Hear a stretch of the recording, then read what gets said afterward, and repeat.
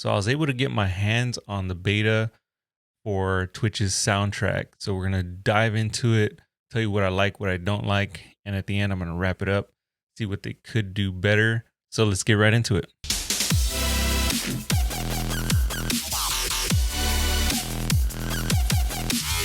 Hey guys, what's going on? And welcome back to another quick video on my channel. I'm Beatwalker, and today we're going to be looking at soundtrack, what it looks like and how it plays out within your Twitch streams and in OBS and everything like that. So first and foremost, I was able to receive the beta through the join link that I showed you in my last video. And again, if you haven't seen that, I gave a quick overview of what I think soundtrack will be like and stuff like that. So you can check it out right now before you get into this, or you can just look at this and show you everything that you need to know.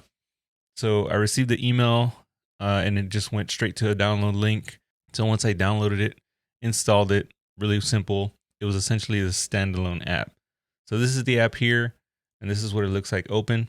And then it becomes a source within OBS. All right, so I'm going to bring OBS down here. All right, so as you can see, it's now a source within OBS, and once you install it, it's basically straightforward. You go to add source here, and it's a source. It's a standalone app. So what's unique about this is when I play the audio here, play it. The desktop audio is showing up, so the music you'll be able to hear in your headphones, or whatever the case, right? So let me stop that. Go back here.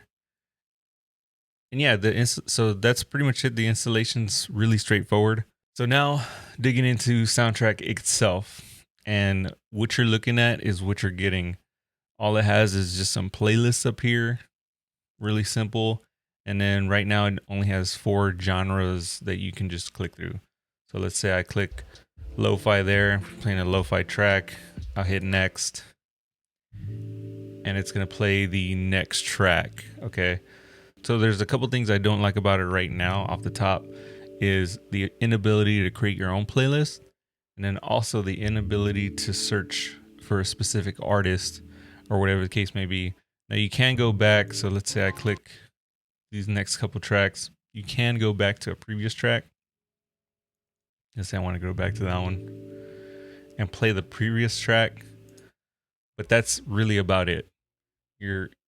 And of course, I know this is a beta and whatnot, so I'm sure they're going to add some additional features along the lines, but it kind of leads me to believe that they want it to be just a open genre type of playlist selection thing, and not an individual artist lookup like Spotify. So that worries me in the sense that we don't have that ability to create our own playlists and stuff like, create our own playlists and the ability to find our own music that we want to play in the background. So it worries me in that sense, but of course we won't know until this is fully out and they've ironed out all the issues and stuff like that. So that'll be one thing that I mentioned to them. The second thing that I'm going to mention is the volume here is a little high. So if you're looking in,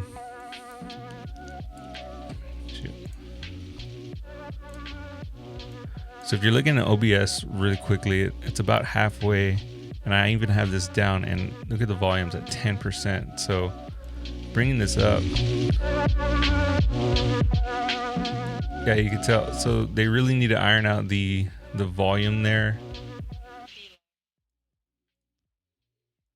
And then of course you can see that the desktop audio is showing up within OBS. So I just have this set to my headphones, and that's pretty much how it plays the music. So if you have something different like voice meter, just make sure that you'll be able to set this up properly, come through your desktop audio, because it is a separate source, sort of like Spotify. So wherever you have your Spotify going through, it'll be the same concept. So I was able to do a quick live stream yesterday just to see what it would be like if the music would play in the background when I downloaded the VOD. So we'll have a quick look at that, and I'll show you the differences from when I just recorded through OBS and then when I downloaded the VOD from Twitch.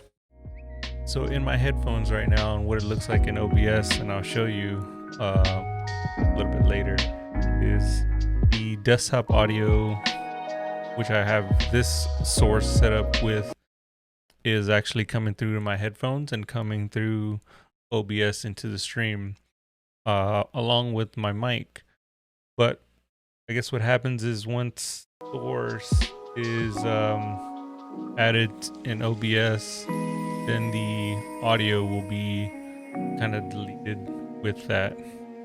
The source being the soundtrack app, which Twitch has given us. So yeah, so again, this is just a quick test, so you should not be hearing the background. All right, yeah, so that's pretty much it. I know this is kind of quick, but there really wasn't much to it right now. It's a great idea, and it works like they said it was going to work, creating that separate audio source to be able to take away the audio going into the Twitch VODs for their database to flag anything, to create strikes on your channel and stuff like that. So it does work in that sense. But again, some of the things that worry me is the inability to create playlists, inability to search up individual artists. The volume needs a little bit of tweaking in there. But I think it's all things that are fixable. But again, the first two worry me the most, because I think people that are limited to certain things, especially playlists and music, are going to find that difficult to go along with. For me, it'd be something I would test out, maybe use every once in a while if it does remain that way. But if it doesn't, I personally don't think I would use it. But it is a great idea. It works well for what it is. So with that, I'm sending them my thoughts on it. If you have any questions, if you have any ideas of stuff they could add, please let me know, and I'll add that into my notes to send to Twitch. Also, if you wanted to see something that I missed, or you want me to dive a little bit deeper into something, let me know. I'll be sure and answer all your questions. So I'm going to link my Discord down below, so you can ask me questions personally if you want, or you can just leave a comment. It's up to you. So yeah, if you like stuff like this, be sure to subscribe. I'll be doing more hands-on things, reviews of microphones and stuff like that in the future. Drop a like, and I will see you on the next one. Later, guys.